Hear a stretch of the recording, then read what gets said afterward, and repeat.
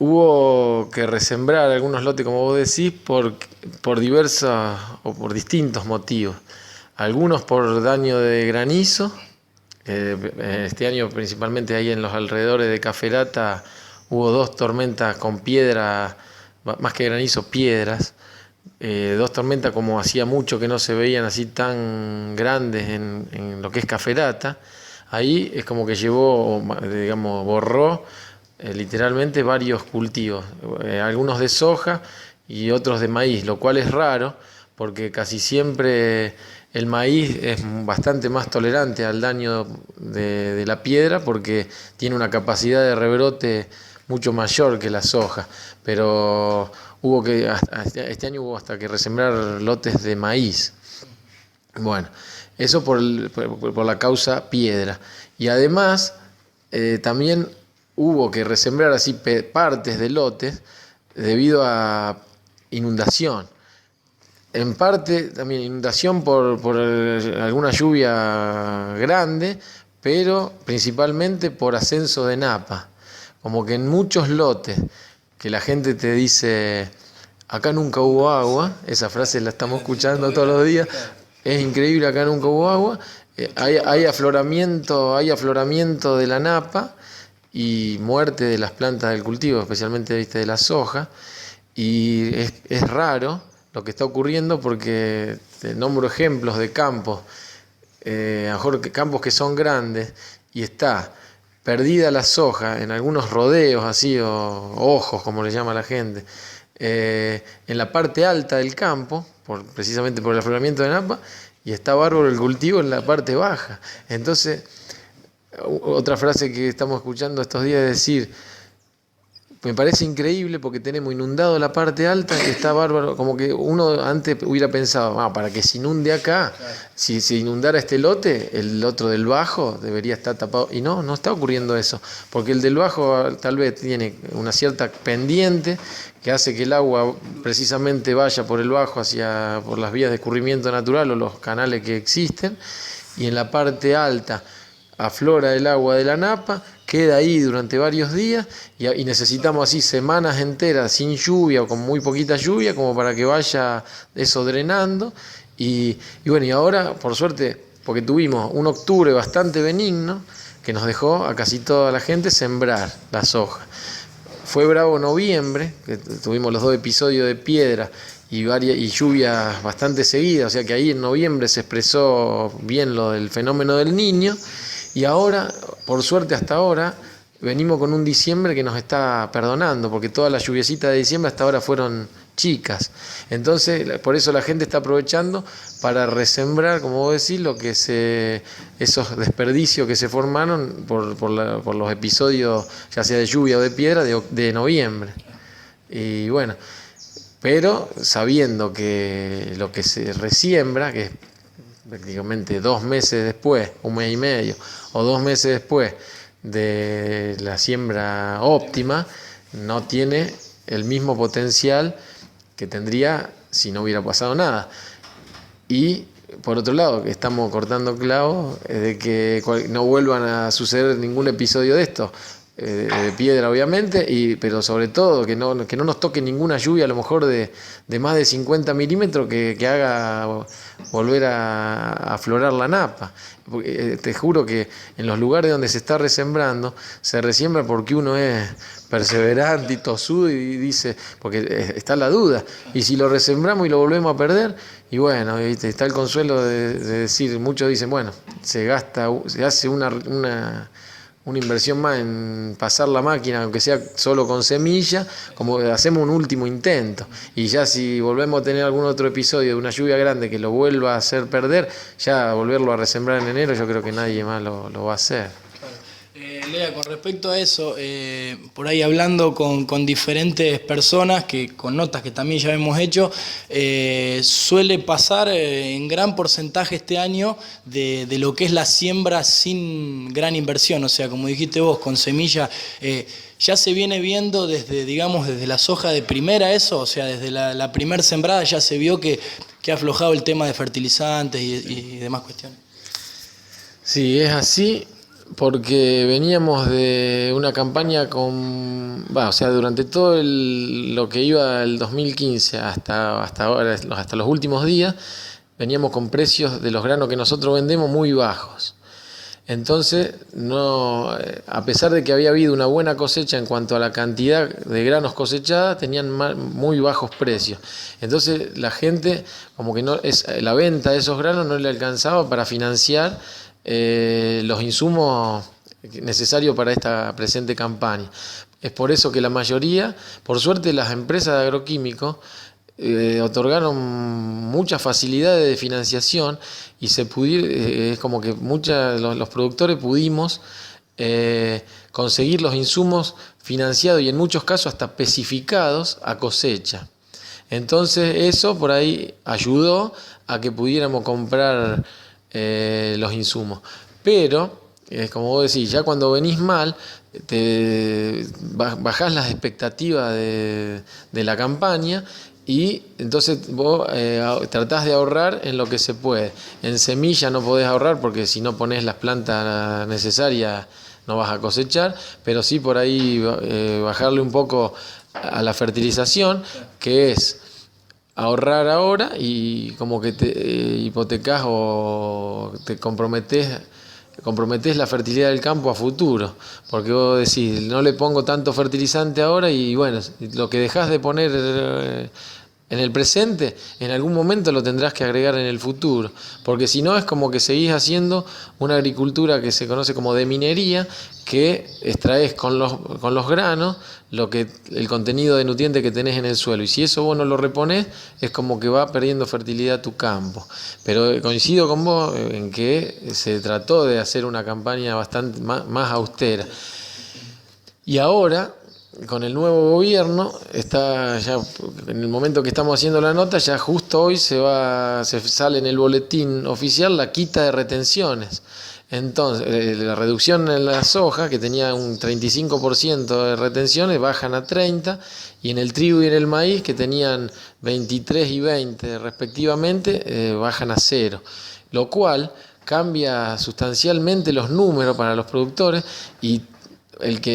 por eso algunos están a tiempo a lo mejor de cambiar. El que le queda un lote para sembrar, o ya sea por resiembra o porque le había faltado sembrar, se están inclinando muchos por maíz, porque la situación del maíz mejoró considerablemente, porque estamos hablando de que hace pocos meses no llegaba a 1.000 pesos la tonelada, valía 900, 1.000 pesos la tonelada, y ahora ya está a 1.600, y algunos hasta decían ayer 1.700, 1.800, prácticamente el doble que hace unos meses atrás, lo cual es increíble. Y yo creo, soy optimista para la campaña que viene, porque este año se hizo poco trigo y poco maíz, y estamos en un panorama muy sojizado. Tengo la esperanza de que la campaña que viene, sería la 16-17, volvamos a hacer la rotación como debe hacerse técnicamente, con una participación relativa mucho mayor que ahora del trigo y el maíz. Porque esta predominancia así de la soja que se ve no le hace bien a nadie, ni al campo por la fertilidad, ni después a lo mejor a los contratistas, o cuando tenés más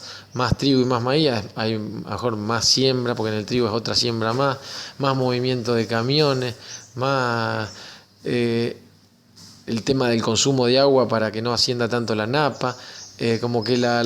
rotación beneficia y la macana que hicimos porque nos fue llevando así a que predomine la soja, trajo complicaciones desde todo punto de vista, ascenso de napa por el bajo consumo de agua, aparecieron malezas nuevas que en la soja no se están pudiendo controlar, y si hiciéramos maíz o trigo las podríamos controlar. Bueno, pero no culpa de los productores, sino que el gobierno anterior nos había ido encerrando por estar cerrada la exportación de trigo y de maíz. Lea, se está llevando a cabo la cosecha de trigo, como dijiste vos. Bueno, no ha habido tanto este año como sí otros años. Bueno, ¿qué nos puedes decir? Si has tenido la oportunidad de frecuentar varios campos, ¿cómo está saliendo? ¿Cómo es la calidad del grano? La cosecha en general fue en cuanto a rindes, fue buena, porque el trigo es uno de los cultivos más impredecibles en cuanto al rendimiento. El maíz y la soja, cuando va a mitad de campaña, se va vislumbrando que va a ser bueno el rinde o no en los cultivos de verano. En cambio, en el trigo puede venir muy bien y a último momento complicarse por una ola de calor y que se llama como que lo arrebata, o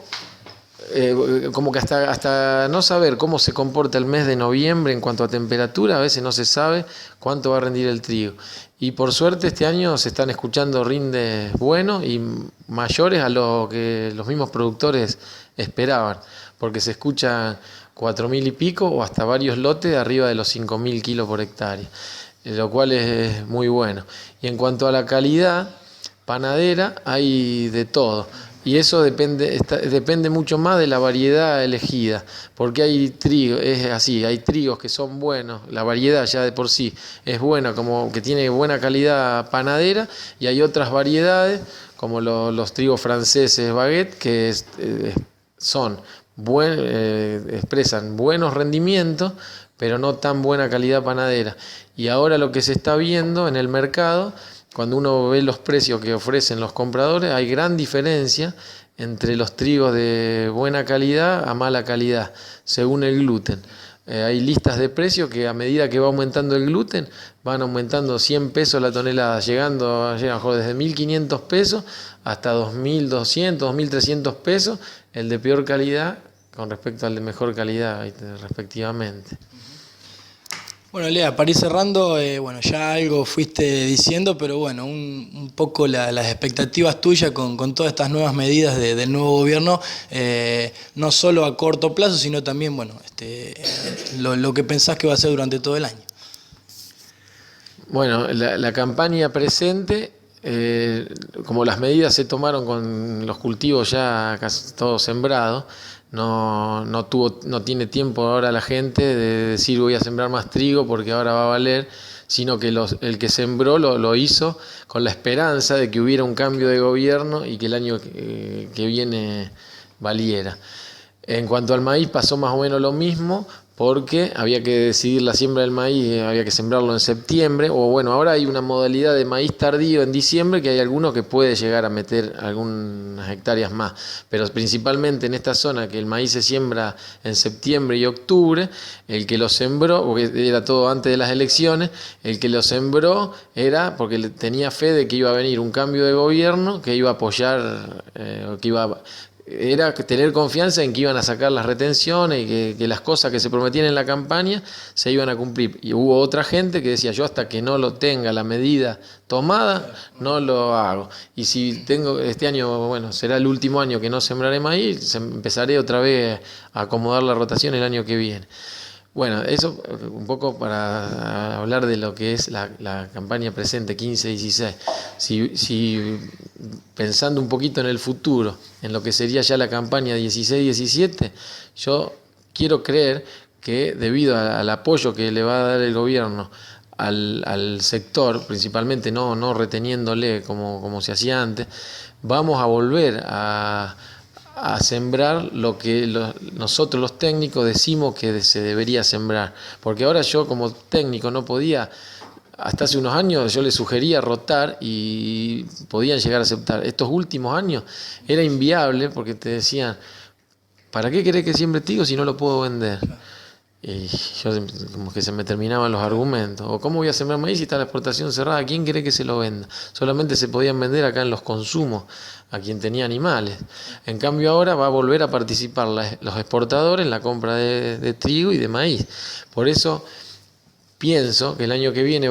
y ojalá, es un deseo que yo tengo de hace varios años, que en el invierno podamos ver los campos otra vez verdes,